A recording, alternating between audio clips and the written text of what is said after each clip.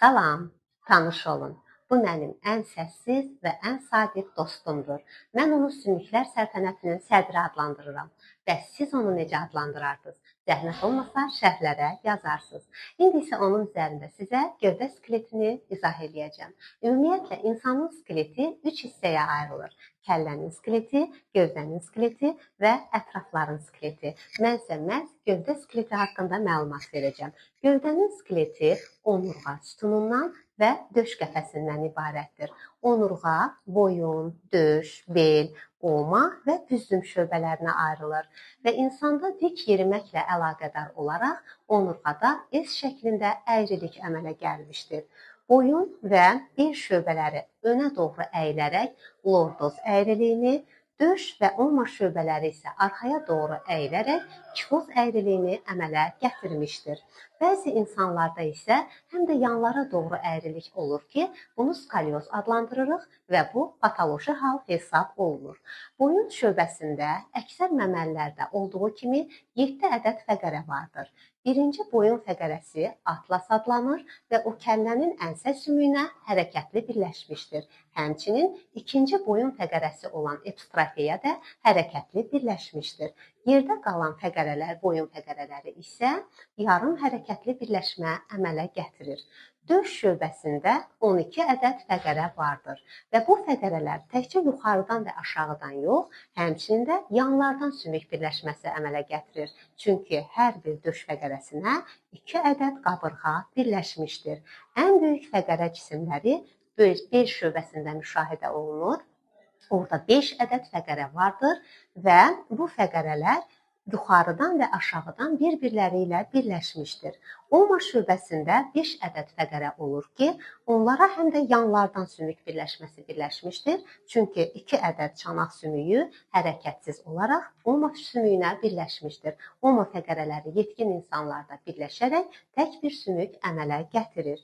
Büzdüm şöbəsində əksər insanlarda 4, bəzi insanlarda isə 5 ədəd fəqərə olur və sonuncu büzdüm fəqərəsi yalnız tək bir sümüklə özündən yuxarıda yerləşən fəqərə ilə birləşir və bu fəqərələr də yetkin insanlarda birləşərək tək bir sümük yaradır və biz büzdüm sümüyünü rudimen orqan hesab edirik. Çünki embrional dövrdə quyruq fəqərələrinin bitişməsi və azalması nəticəsində yaranmışdır. İndi gəlin döş qəfəsi ilə tanış olaq. Döş qəfəsi döş fəqərələrindən, qabırğalardan və döş sümüyündən ibarətdir və döş fəqərələrinin ümumiyyətlə gövdənin cüt sümükləri yalnız qabırğalar hesab olunur. Döş sümüyünə yanlardan sümüklərin birləşməsinə görə, qabırğaların birləşməsinə görə biz qabırğaları 3 hissəyə ayıracağıq.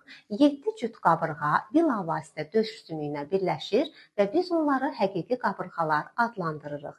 3 cüt qabırğa isə 7-ci cütə birləşərək, yəni dolayısı yolla döş sümüyünə birləşir. Biz onları yalançı qabırğalar adlandırırıq.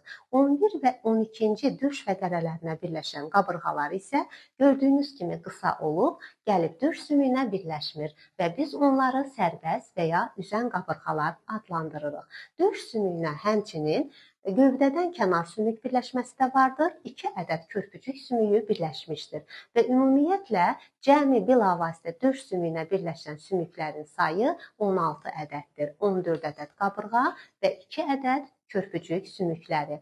Növ olaraq isə qabırğalar yassı, körpücük sümükləri isə qarışıq sümüklər hesab olunduğu üçün 2 növ sümük birləşir deyə bilərik. Əgər sizə sual verilsə ki, döş qəfəsinin yalnız tək sümüklərlə birləşən sümükləri hansıdır? O zaman siz deyirsiniz ki, bu qabırğalardır. Çünki qabırğalar döş sümüyünə öndən birləşir, arxadan isə döş fəqərələrinə birləşir. Döş fəqərələrinə birləşməsi hərəkətli, döş sümüyünə birləşməsi isə yarım hərəkətlidir. Həm döş sümüyü, həm də döş fəqərələri tək sümük hesab olunur. Ona görə də deyirik ki, qabırğalar yalnız tək sümüklərlə birləşmə əmələ gətirir. Bəs yalnız cüt sümüklərlə birləşmə əmələ gətirən sümüyü hansıdır? Bu döş sümüyüdür. Çünki döş sümüyü qabırğalara və körpücük sümüyünə birləşir. Onlar isə hər ikisi cüt sümüklər hesab olunur. Həm cüt, həm də tək sümüklərlə birləşmə əmələ gətirən sümüyü hansıdır soruşularsa, deyirik ki, bu döş fəqərələridir. Çünki döş fəqərələrinə gördüyümüz kimi qabırğalar birləşmişdir. Qabırğalar cüt sümüklər hesab olunur və bir də 7-ci boyun fəqərəsi və 1-ci bel fəqərəsi birləşmişdir. Hansı ki, bunlar da tək sümüklər hesab olunur. Ümumilikdə isə gövdəyə neçə ədəd sümük birləşib dedikdə və ya neçə növ sümük birləşib dedikdə biz deyirik ki, 5 ədəd, lakin 2 növ sümük birləşmişdir. Gəlin baxaq, hansılardır gövdəyə birləşən sümüklər?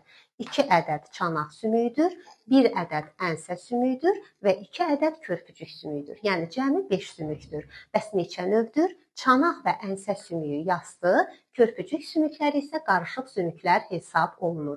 Bəs gövdənin yalnız bir sümüklə birləşmə əmələ gətirən sümüklərinin sayı neçədir? Bu sonuncu büzsün fəqərəsidir. Özündən sonra fəqərə olmadığına görə yalnız özündən əvvəlki bir fəqərəyə birləşir və 4 ədəd üzən və ya sərbəst qabırğalardır ki, onlar da yalnız döş fəqərələrinə birləşir. Beləliklə, yetkin insanlarda onlar birləşərək sayları azalır. Diqqətiniz üçün təşəkkür edirəm.